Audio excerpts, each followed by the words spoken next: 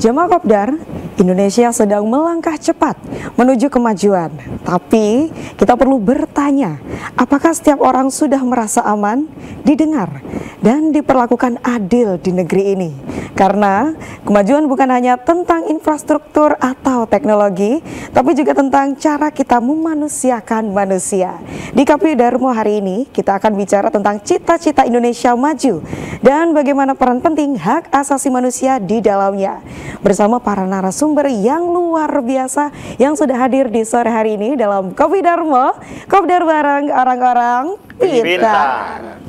Assalamualaikum warahmatullahi wabarakatuh. Selamat sore Jamaah Kopdar.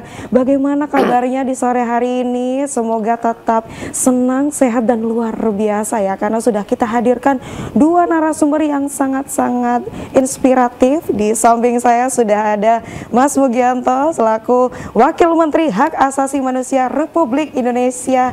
Assalamualaikum Mas Mugi. Waalaikumsalam. Selamat sore Mbak Indah.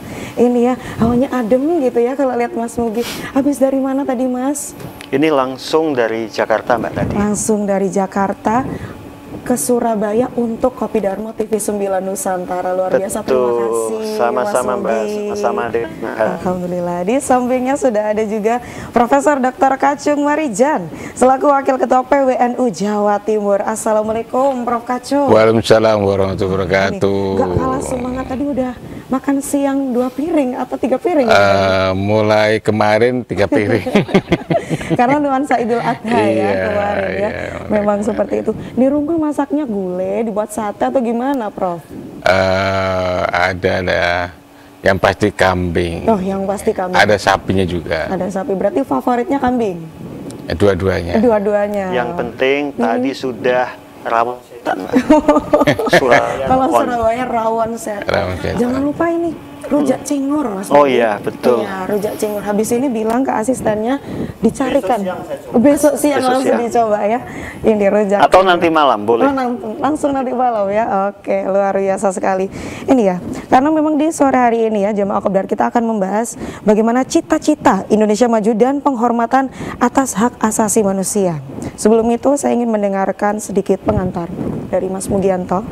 Ini kalau misalnya Jamaah Kopdar ada yang paham bahwa Komnas HAM dan juga Kementerian HAM itu dibedakan di Indonesia.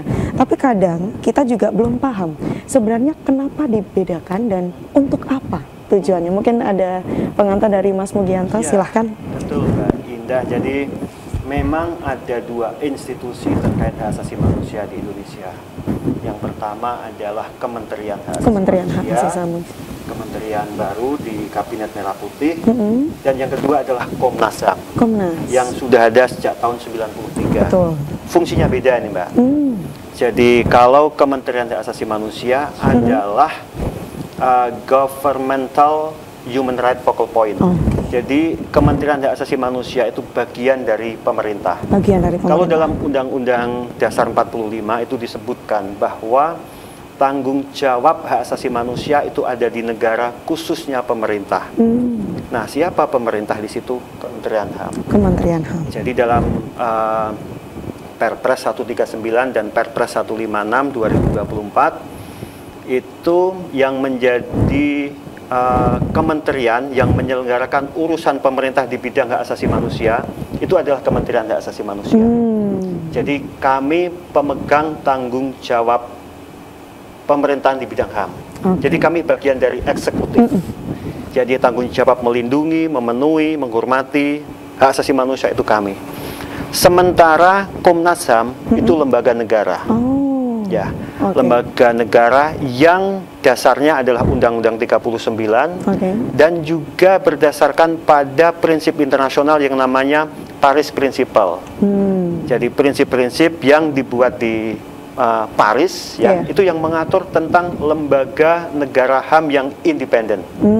Itu Komnas HAM. Itu Komnas HAM. Jadi dia negara. Kalau kami di pemerintah, di eksekutif. Jadi secara umum tanggung jawab Komnas HAM adalah mengawasi kerja kami, mengawasi kerja pemerintah. Jadi sudah benar kalau ada persoalan-persoalan terkait hak asasi manusia, kemudian kami didatangi, kami dilaporin, itu ya karena memang kami punya tanggung jawab untuk melindungi, memenuhi hak asasi manusia. Nah, Komnas HAM itu yang memonitor kerja-kerja kami. Jadi fungsinya berbeda, tidak saling menggantikan, tidak saling menggantikan, tapi saling melengkapi. Saling melengkapi. Jadi kami berkoordinasi secara dekat. Jadi fungsinya beda. Jadi masyarakat tidak perlu bingung tentang fungsi kedua negara, dan dua-duanya harus ada. Di negara demokratis itu mesti ada itu. Harus ada. Antara pemerintah yang bertanggung jawab terhadap hak asasi manusia. Kalau di Indonesia kementerian, kemudian yang ngawasi siapa? Lembaga independen yang namanya Komnas HAM ini. Jadi seperti ini tuh perbedaan secara mendasar antara Kementerian Hak Asasi Manusia dengan Komnas Hak Asasi Manusia. Dan Komnas HAM punya kewenangan untuk penyelidikan, mediasi, pengkajian.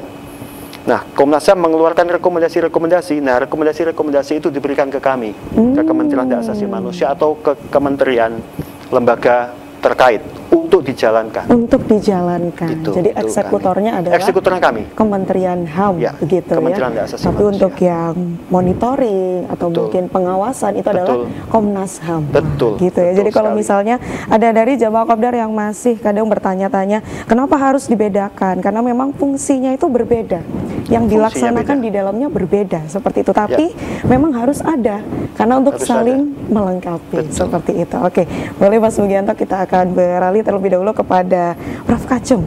Nah, ini sebagai Wakil Ketua PWNU Jawa Timur pasti tidak asing dengan warga-warga Nahdien yang kadang juga menyuarakan terkait dengan HAM. Tapi kita ingin lebih tahu banyak terkait dengan sudut pandang dari NU sendiri, sudut pandang agama terkait dengan HAM sendiri, hak asasi manusia yang ada di Indonesia. Mungkin ada pengantar, Prof. Kacung, silahkan. Iya, masih di setiap negara modern yang demokratis, HAM itu adalah suatu keniscayaan yang harus ada. Iya. Memang tidak semua negara, tapi hanya negara yang modern yang demokratis. Oke. Kenapa disebut negara modern yang demokratis ada HAM? Karena salah satu prinsip dalam negara demokrasi adalah adanya civil and political liberties. Nah, civil and political liberties itu salah satu komponen penting dalam hak asasi manusia. Nah, karena itu, kita sekarang ini kan sudah menjadi bagian dari negara demokratis. NU sebagai bagian dari warga Indonesia yang ada di dalam lingkup negara demokratis. Karena itu mau nggak mau ya NU menjadi bagian dari itu. Dan Islam sendiri kan juga memberikan hak-hak yang penting pada manusia. Jadi kan gini, orang kadang-kadang lupa seolah-olah hak asasi manusia itu hak hanya untuk hak bicara. Padahal bukan hanya itu. Ada hak hidup, hak untuk bertumbuh. Nah, hak hidup kan mulai dari rahim, kan? Dan itu bayi yang sekian bulan nggak boleh dimatikan. Itu hak dan lainnya ya. Nah, itu mulai hak hidup. Nah, kemudian hak untuk yang lain-lain seperti hak untuk berpenghidupan yang layak. Itu cuma bagian dari HAM. Karena itu kembali HAM itu bukan hanya soal kebebasan berbicara, tapi HAM itu juga hak-hak dasar yang lain, termasuk hak untuk berpendidikan, hak untuk memperoleh penghidupan, termasuk hak bekerja. Nah, itu adalah bagian dari HAM. Karena itu sangat penting bagi Indonesia untuk menaruh perhatian pada HAM itu, karena itu menjadi bagian esensi manusia untuk memperoleh penghidupan yang layak, untuk memperoleh perlindungan. Ya, itu adalah bagian penting dari warga negara modern yang demokratis. Nah, Indonesia sudah ke sana, karena itu kalau Indonesia mau maju ya mau nggak mau HAM itu adalah menjadi bagian penting itu. Dan saya kira Pak Wamen tadi sudah menjelaskan ya, pemerintah mengeksekusi ya pelaksanaan HAM, bagaimana HAM itu terlaksana. Tentu saja bukan hanya Kementerian HAM, karena misalnya hak untuk memperoleh pendidikan itu adalah Kementerian Pendidikan. Ya, tetapi ya Kementerian HAM itu yang kira-kira mengawal bagaimana hak-hak dasar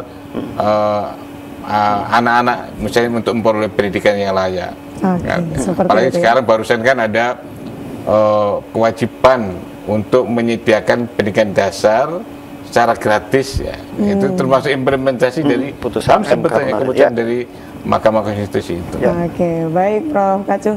Ini sempat menyadarkan saya juga, atau mungkin dari Jawa Kopdar yang sedang menonton saat ini, karena HAM itu bukan hanya untuk disuarakan, tapi ada banyak sekali aspek-aspek di dalamnya. Untuk yang penasaran, jangan sampai ganti channel, karena kita akan kembali setelah yang satu ini. Tetap di Kopi Darmo, Kopdar bareng orang-orang pintar.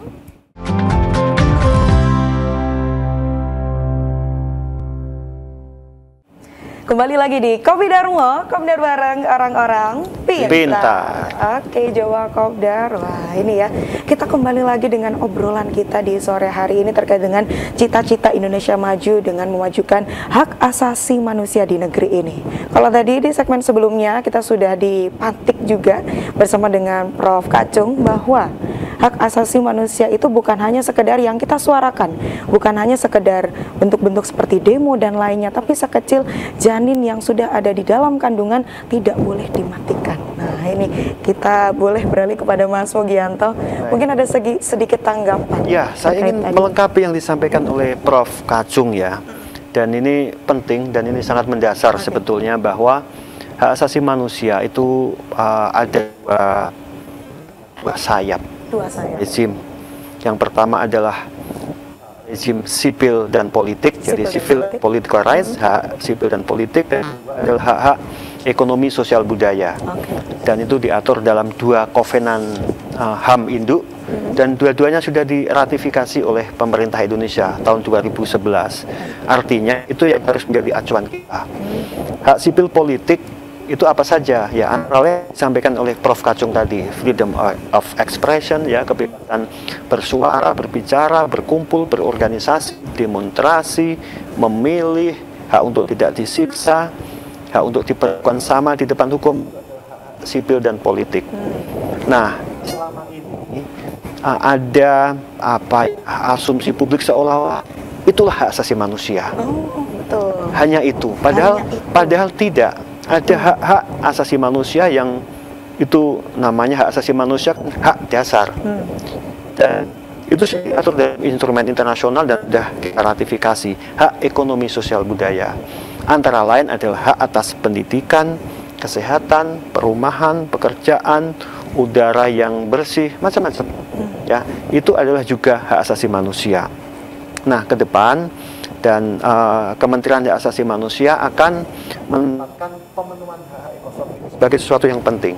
Selama ini agak ditinggalkan, tidak dilihat sebagai tidak dianggap sebagai sesuatu yang harus dipenuhi negara, karena itu negara. Kalau kita ngomong hak kan artinya ada yang memiliki tanggung jawab. Nah, ini haknya masyarakat, negara harus memenuhi.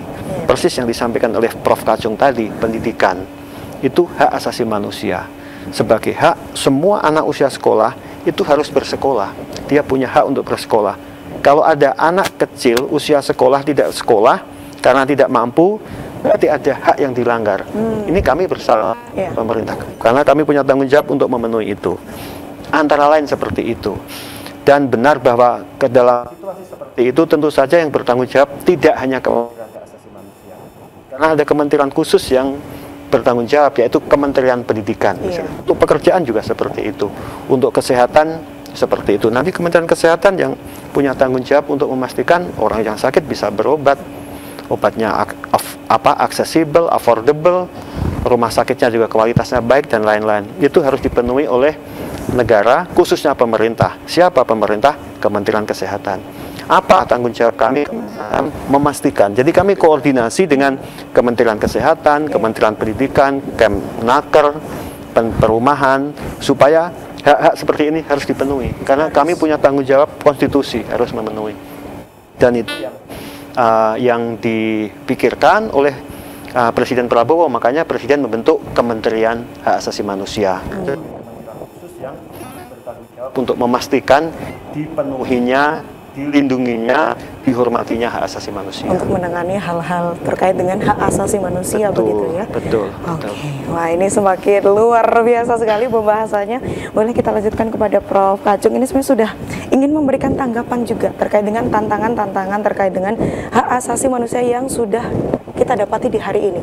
Karena dari berbagai tantangan seperti infrastruktur yang sudah semakin maju, tapi kita juga masih sering melihat, mohon maaf, ada banyak sekali anak-anak yang putus sekolah atau mungkin warga-warga yang masih di batas ambang kemiskinan seperti itu. Mungkin ada tanggapan dari Prof. Kacung? Ya, makasih. Jadi memang saya kira kita patut memberi apresiasi ya kepada pemerintah yang dalam rangka menjamin ya, to ensure ya, implementasi dari hak asasi manusia yang bukan hanya soal hak politik dan hak sipil, tapi juga hak sosial ekonomi budaya. Ini termasuk pendidikan. Memang di Undang-Undang Dasar kita itu disebutkan wajib pemerintah itu memberikan layanan pendidikan, terutama sekali adalah pendidikan dasar. Bahkan wajib mengalokasikan anggaran sebesar 20% untuk pendidikan. Tapi memang faktanya belum semua warga negara Indonesia itu bisa mengenyam itu. Terutama sekali adalah daerah-daerah yang terpencil. Bahkan di kota pun kadang-kadang misalnya anaknya pemulung atau apa itu, yang di situ tidak punya KTP. Nah ini, jadi kadang-kadang ada daerah yang mentang-mentang itu bukan KTP warga itu, daerah itu warga lokal di situ ya. Disinilah Kementerian Hak Asasi Manusia itu memastikan bahwa siapapun, entah penduduknya itu ber-KTP mana, itu wajib dilayani di bidang pendidikan, kesehatan, terutama sekali dua dasar ini, pendidikan dan kesehatan. Karena itu yang langsung dirasakan oleh masyarakat. Bagaimana orang itu asalnya harusnya sekolah tapi kemudian jualan koran di jalan-jalan, harusnya ke rumah sakit atau ke puskesmas tidak. Ini gara-gara tidak punya KTP di situ. Nah itu termasuk yang harus dilakukan, dan memang sekarang ini pemerintah sudah semakin baik lah ke sana. Tetapi kembali, kalau itu tidak ada institusi yang meyakinkan bahwa ini harus dilaksanakan, kadang-kadang ya balik saya kebablasan gitu loh. Itu nggak ada yang ngopeni. Nah, makanya saya kira ini bagus, apalagi tadi saya sebut Mahkamah Konstitusi telah memutuskan sekarang ini pendidikan dasar wajib betul-betul dilaksanakan dan nggak boleh dipungut biaya. Nah ini, ya walaupun sekarang ada masalah bagaimana dengan sekolah swasta macam-macam. Ya mungkin sekolah swasta bagi orang yang punya kelebihan yang mampu, uang yang mampu macam-macam nggak apa-apa itu. Tapi jangan sampai ada anak yang harusnya bersekolah tetapi tidak bisa masuk sekolah, harusnya memperoleh pelayanan kesehatan tapi tidak memperoleh. Nah itu yang gara-gara nggak punya uang misalnya. Karena tadi disebut harus affordable. Affordable artinya itu terjangkau. Terjangkau. Nah terjangkau itu ya bagi orang, bukan hanya bagi orang yang punya duit, tetapi karena dia warga negara ya harus dilayani itu. Nah, ini sangat penting saya kira, bukan hanya ke depan saat ini dan yang akan datang. Seperti itu. Iya Mas. Orang yang sakit karena penyakit yang bisa diobati itu meninggal. Kalau masih ada cerita-cerita kayak gitu, ini ada persoalan dengan negara, dengan pemerintah. Kalau sampai ada orang yang sakit karena penyakit sepele, tapi karena dia tidak bisa berobat dia meninggal, itu tidak bisa diterima. Itu pelanggaran hak asasi manusia terjadi. Dan saya pikir Presiden Prabowo sangat concern dengan hal-hal begini. Makanya beliau sangat concern di salah satu sidang kabinet paripurna, beliau mengambil contoh tentang seorang sosok yang namanya Naila. Ditunjukkan ke kami anggota kabinet di pas sidang itu, Prof. Jadi Naila ini anak kecil mungkin usia 8-9 tahun, ya. Dia dari Sulawesi Selatan, orang tuanya miskin karena gaji orang tuanya itu tidak nyampe 1 juta, sementara dia ada 4 kakak beradik. Ya, terus kita semua anggota kabinet diajak berpikir, coba kita pikirkan bagaimana orang tua Naila itu mencukupi kebutuhan hidup keluarga Naila, bagaimana Naila sekolah. Tapi pada saat yang sama, foto Naila itu tersenyum. Masih ada harapan di Indonesia. Dan itu yang menjadi tanggung jawab kami anggota kabinet, itu yang disampaikan oleh Presiden kepada kami. Jangan sampai ada nilai lain ke depan. Orang seperti lain harus menjadi pikiran bagi kita semua ketika bekerja. Makanya kalau kita lihat sekarang banyak sekali program-program pemerintah hari ini yang fokusnya adalah ke warga miskin, warga terpinggirkan. Bahkan bukan hanya untuk pendidikan dasar. Insya Allah dulu kan pemerintah punya program namanya bidik misi ya, yang sekarang menjadi kartu Indonesia Pintar.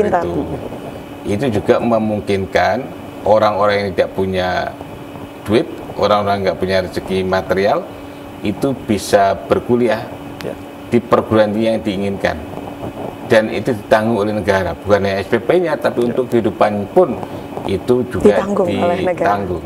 Walaupun mungkin tidak mewah ya, tapi relatif cukup dan untuk layak membiayai untuk mengenyam pendidikan. Oke, luar biasa. Jamaah Kopdar masih penasaran bagaimana program-program yang akan digagas di negara Republik Indonesia ini? Jangan kemana-mana, kita akan kembali setelah yang satu ini. Tetap di Kopi Darmo, Kopdar bareng orang-orang pintar.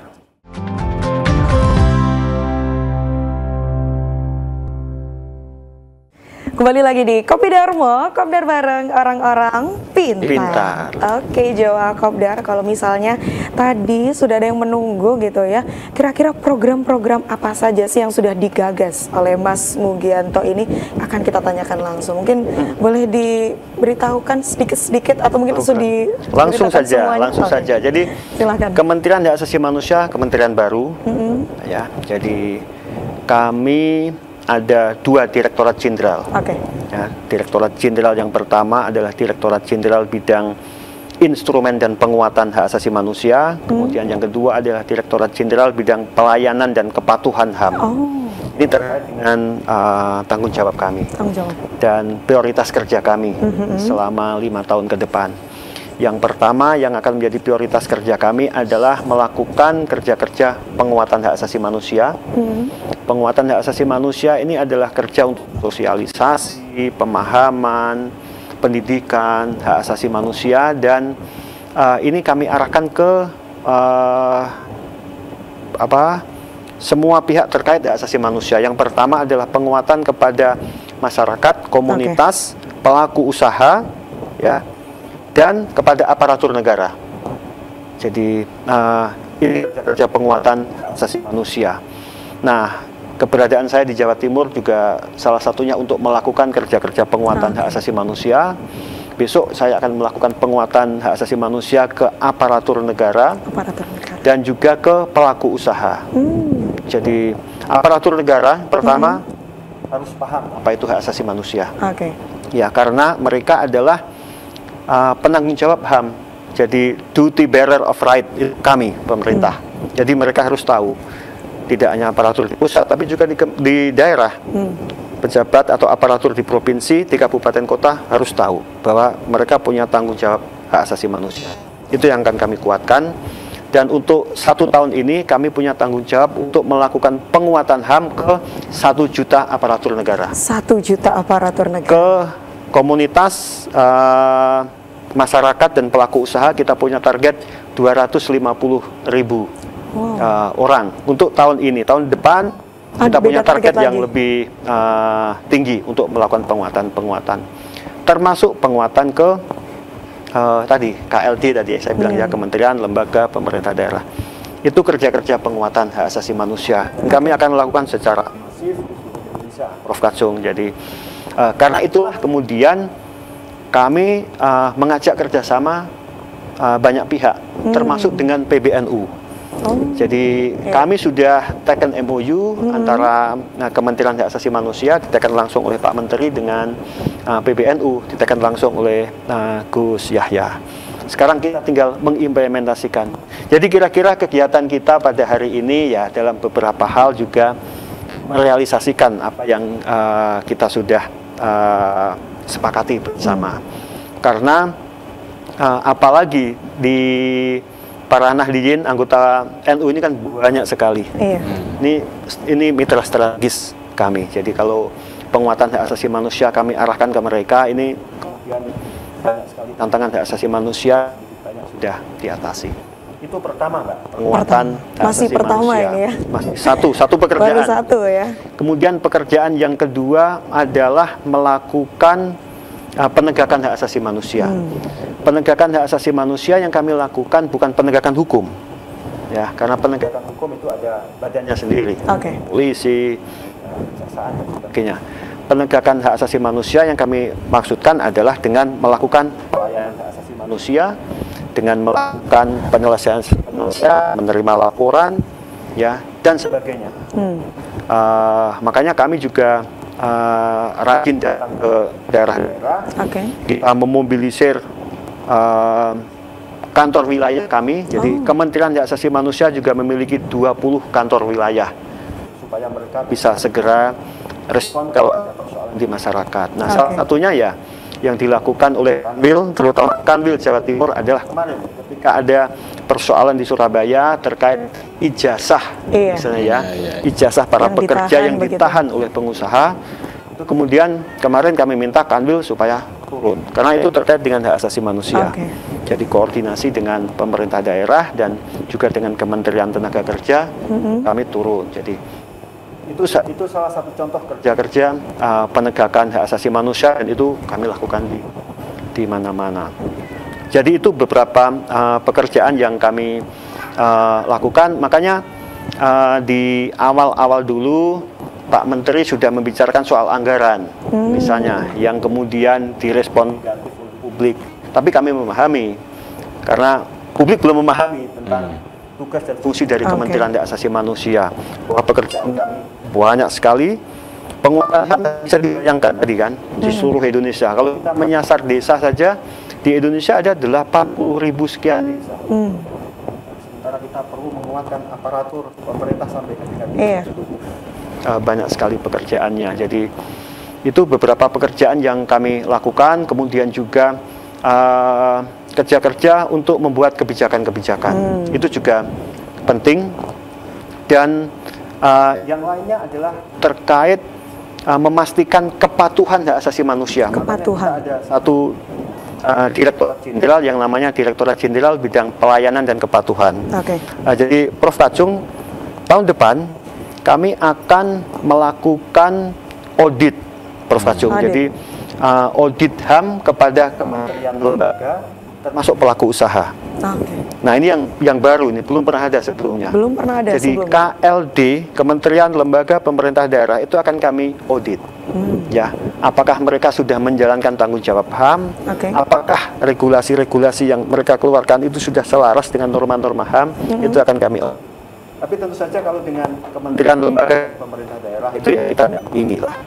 Mungkin bahasanya bukan audit, tapi bahasa RPJPN-nya audit HAM. Jadi bahasa di rencana pembangunan jangka panjang nasional, tentu kami punya kewenangan untuk melakukan audit. Yang menarik itu adalah audit terhadap pelaku usaha. Iya, kenapa harus jadi seperti itu? korporasi harus kita audit supaya mereka comply, supaya mereka patuh dengan hak asasi manusia. Gitu. Kalau tidak, repot. Sekarang kan secara global itu sudah menjadi sudah menjadi kesepakatan global bahwa bisnis atau usaha itu harus menghormati HAM. Ada instrumen internasionalnya namanya UN atau UN Guiding Principle on Business and Human Rights. Ini prinsip panduan PBB tentang bisnis dan HAM. Nah, itu sudah ada. Indonesia sudah mengadopsi. Kita sudah punya Perpres tentang bisnis dan HAM.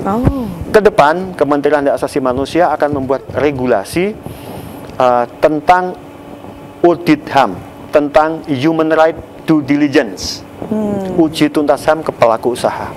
Itu sedang kami siapkan supaya perusahaan-perusahaan tadi seperti misalnya yang menahan ijazah atau yang upahnya rendah, upah pekerjanya rendah, tempat kerja tidak aman, mau cuti dipersulit, ya kayak gitu-gitu.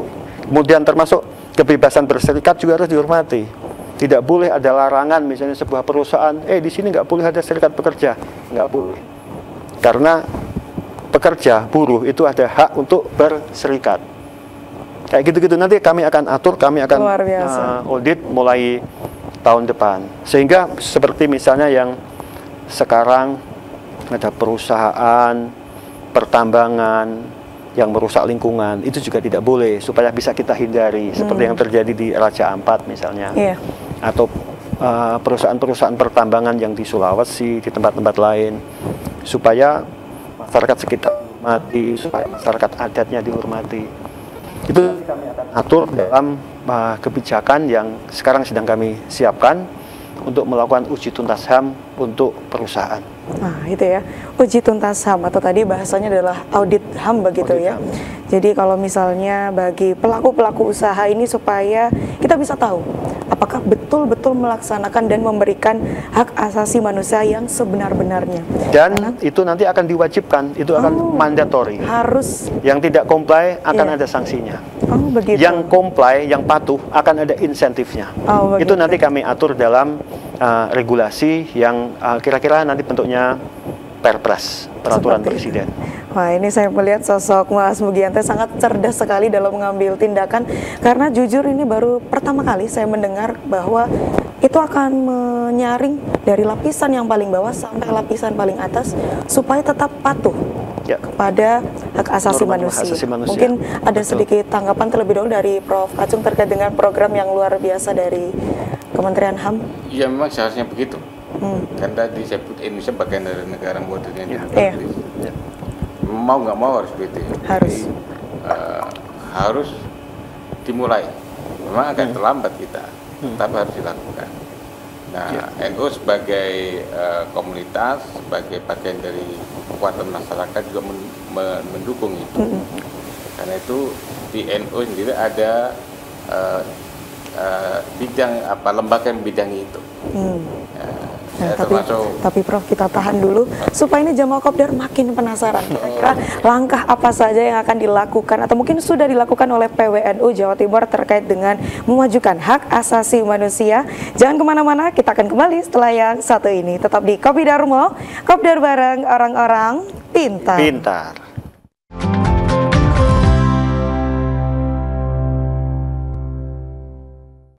Kembali lagi di Kopi Darmo, Kopdar bareng orang-orang pintar. Oke, Jamaah Kopdar, kalau tadi kita sudah mengintip ya dan membedah bagaimana program-program yang dijalankan dari Kementerian Hak Asasi Manusia Republik Indonesia. Sekarang kita akan beralih kepada langkah-langkah yang akan dilakukan dan sudah dilakukan oleh PWNU Jawa Timur dalam menunjang hak asasi manusia. Silahkan, Prof. Kacung. Ya, sebagai organisasi kemasyarakatan tentu saja kita juga memiliki perhatian terhadap persoalan hukum, persoalan HAM di Indonesia. Apalagi NU juga sudah punya komitmen untuk mendukung negara Indonesia modern yang demokratis. Nah, karena itu NU juga memiliki program terkait dengan penegakan hukum dan HAM ini. Nah, saya sendiri itu Wakil Ketua PWNU Jawa Timur membidangi hukum dan HAM. Oh, oke. Nah, di kita juga punya lembaga bantuan hukum, yang di dalamnya juga membantu pada komunitas-komunitas tertindas yang hak-haknya itu terganggu. Nah, kita juga punya perhatian itu. Karena itu saya kira kita dengan senang hati bisa bekerja sama ya dengan Kementerian HAM, terutama sekali di Jawa Timur. Tadi kan disebut dengan PPNU sudah ya. Jadi nanti kalau misalnya ada aktivitas di Jawa Timur, kita insya Allah dengan senang hati bisa membantu melalui lembaga bantuan hukum yang kita miliki. Jadi dan itu bukan hanya untuk warga NU. Jadi memang kita NU, tetapi NU kan rahmatan lil alamin. Jadi bukan hanya untuk warga NU, misalnya yang ingin mengkonsultasi soal hukum di kita bukan hanya warga NU. Banyak sekali juga yang konsultasi sama kita, ya ingin tahu sih kalau ada masalah hukum seperti apa. Nah, mereka kita beri bantuan. Ya, termasuk hal lain, kita juga misalnya NU punya lembaga perburuan atas bumi yang menaruh perhatian pada buruh. Itu juga buruh punya hak-hak yang luar biasa dan dilindungi oleh negara, mulai dari hak bekerja, hak berserikat, hak untuk misalnya memperoleh cuti ya di perusahaan, hak untuk memperoleh upah yang layak. Tentu saja juga dikaitkan dengan kemampuan perusahaannya itu. Dan kita punya itu. Jadi saya kira untuk program-program di Jawa Timur nanti insya Allah dengan senang hati kita bersedia kerjasama membantu agar ketika hak-hak manusia di Jawa Timur itu terlaksana secara baik, otomatis warga NU juga senang. Oke, betul. Jadi ini bukan hanya hanya soal konsen pada hak bersuara dan lain, bukannya itu. Tapi terutama sekali adalah hak-hak dasar yang menyangkut kehidupan, memperoleh lahan pendidikan yang bagus, kerjaan dan lain-lain itu. Ya, kalau warga Jawa Timur memperoleh penghidupan yang layak, otomatis warga NU juga memperoleh penghidupan yang layak. Sehingga kita dengan senang hati mensupport program pemerintah terkait dengan itu. Oke, Masya Allah itu ya. Kalau misalnya saya boleh mengadu kepada Mas Mugianto, ini saya sebagai warga sipil ya, sekaligus dengan warga Nahdien. Kalau misalnya saya sebagai Gen Z ini kan kadang sering scroll TikTok, sosial media. Ada satu isu, karena saya sebagai perempuan, saya mengikuti isu-isu perempuan juga. Ada satu pekerja, dia hamil, tapi malah dikeluarkan. Dia ingin mengajukan cuti tapi malah dikeluarkan oleh perusahaannya. Ini juga menyangkut dengan hak asasi manusia. Persis. Kira-kira bagaimana? Tidak boleh itu. Mas Tidak boleh. Ketika ada situasi di mana seorang pekerja itu hamil, itu tidak boleh diberhentikan. Yang ada adalah pekerja yang hamil tersebut itu harus kita dorong, harus kita sarankan untuk mengambil hak cuti. Ya, dan cuti, namanya cuti itu harus dibayar. Itu dia punya cuti. Jadi menurut saya itu yang terbaik, bukan dipecat. Kalau dipecat itu melanggar hak asasi manusia. Itu. Dan ada kasus-kasus lain menurut saya ada banyak memang terkait karyawan. Kemarin misalnya soal misalnya umur, usia. Ya kan, betul. Kalau melamar pekerjaan harus usianya tidak lebih dari 30 tahun atau 25 tahun, itu juga tidak boleh. Dan saya pikir kami di pemerintah, kayaknya teman-teman dari Kementerian Tenaga Kerja juga mengambil sikap terkait hal tersebut. Tidak boleh lagi. Misalnya harus ada berpenampilan cantik, berpenampilan menarik. Memang untuk pekerjaan-pekerjaan tertentu itu membutuhkan itu. Tapi itu nggak boleh dijadikan syarat ketika seseorang itu melamar. Untuk semua? Nggak boleh, karena itu semua orang punya hak. Semua orang bisa mengakses. Itu penting. Jadi hak asasi manusia itu prinsipnya pertama universal, berlaku untuk semua orang. Dua, anti diskriminasi, tidak boleh diskriminatif. Makanya benar sekali yang disampaikan oleh Prof. Kacung tadi.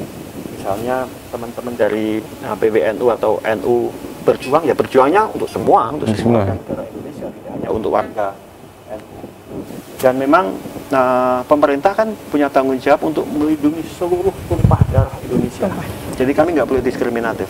Seluruh tumpah darah Indonesia, semua warga negara Indonesia harus kami lindungi haknya. Tidak hanya yang berada di Indonesia, yang berada di luar negeri pun harus kita lindungi. Termasuk yang sedang berangkat haji misalnya, termasuk tenaga kerja Indonesia yang berada di negara-negara itu di bawah tanggung jawab perlindungan pemerintah. Ya dalam konteks ini ya, kalau yang tenaga kerja Indonesia ya sudah ada teman-teman dari Kementerian Perlindungan Pekerja Migran misalnya. Gitu. Jadi semua harus dilindungi, tidak boleh diskriminatif. Jadi tidak boleh diskriminatif. Begitu pula dengan PBNU Jawa Timur hadir bukan hanya untuk warga NU saja, tapi untuk semua. Untuk semua, karena memang Islam itu rahmatan lil alamin, begitu ya. Betul. Jadi harus dijaga hubungan dalam semuanya. Mungkin ini ingin menambahkan dari tadi seperti ingin berbicara dari Prof. Kacung. Iya, jadi sekali lagi hak asasi manusia itu sangat penting, universal untuk kita semuanya.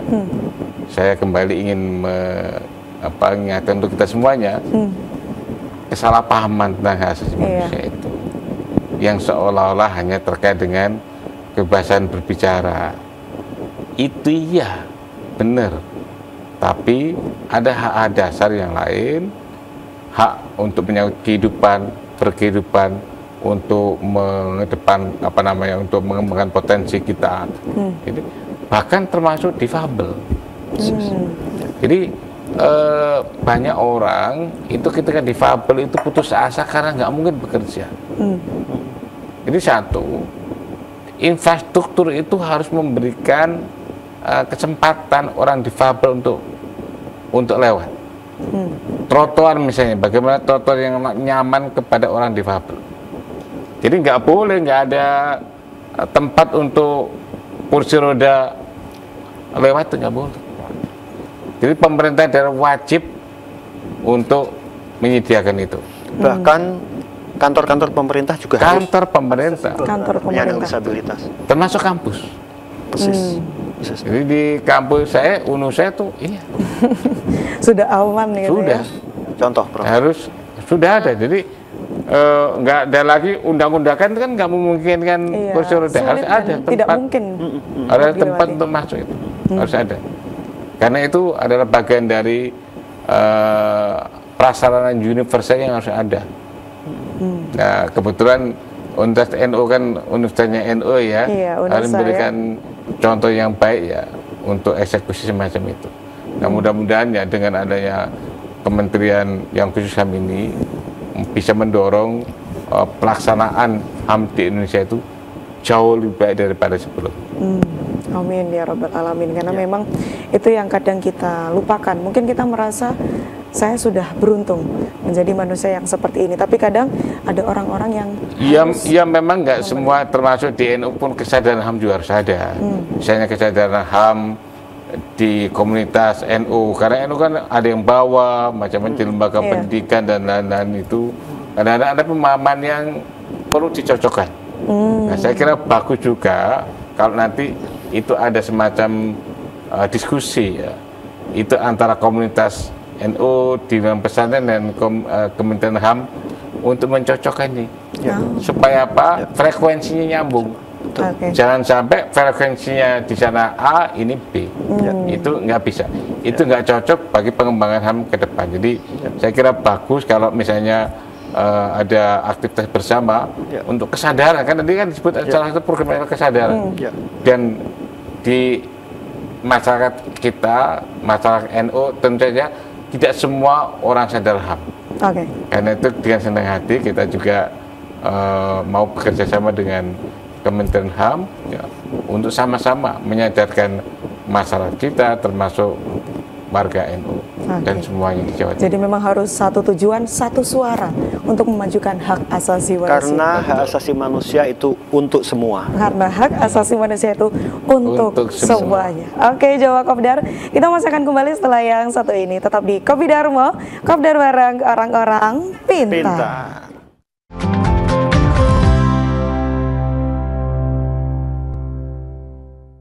Kembali lagi di Kopi Darmo, Kopdar bareng orang-orang pintar.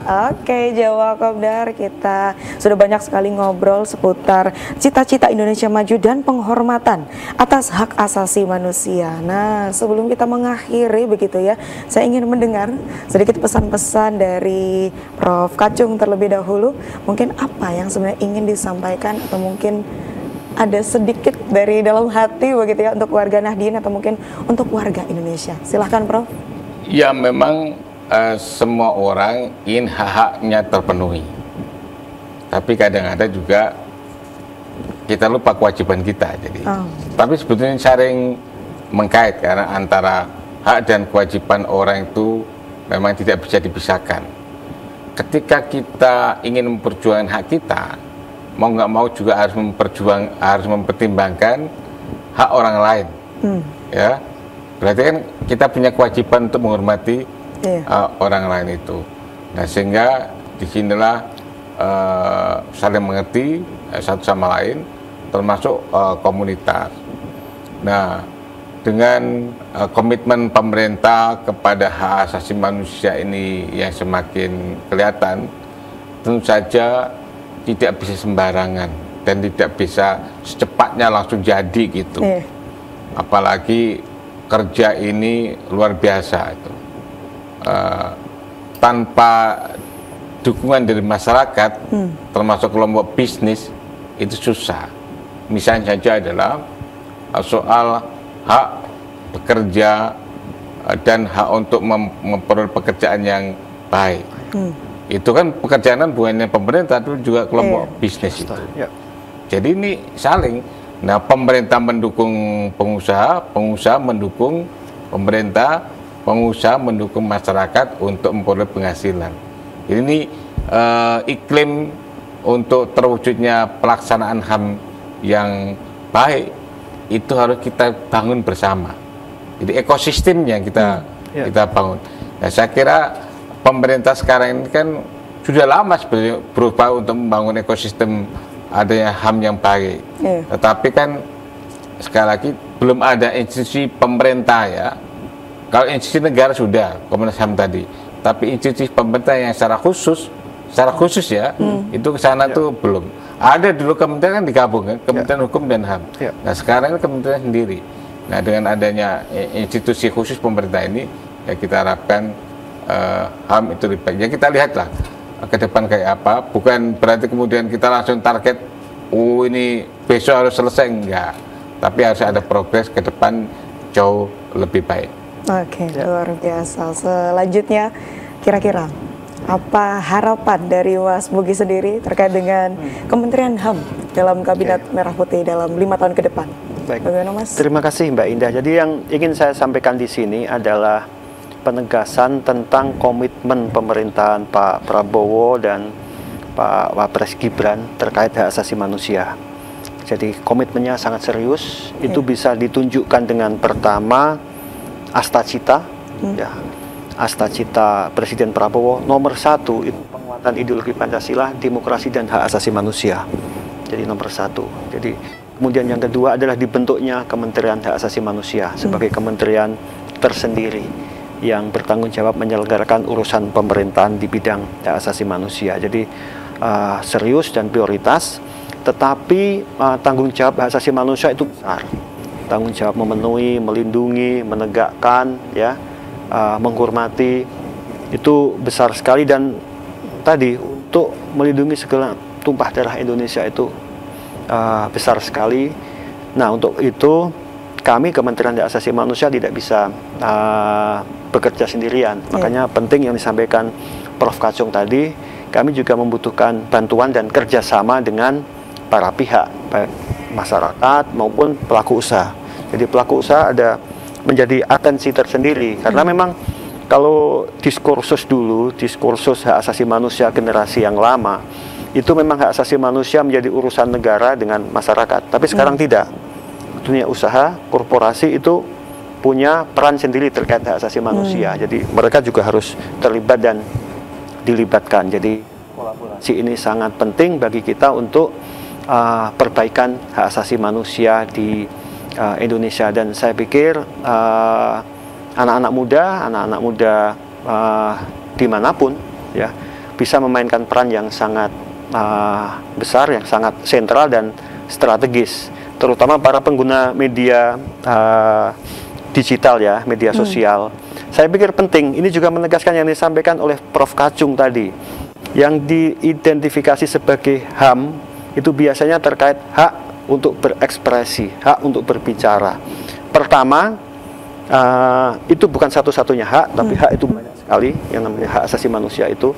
Kemudian yang kedua, banyak yang menyalahgunakan hak atas kebebasan berbicara dan bersuara, yang kemudian memasukkan aspek-aspek hate speech ya dan hoax sebagai hak asasi manusia, padahal itu tidak. Beda, hate speech is not human right, ya.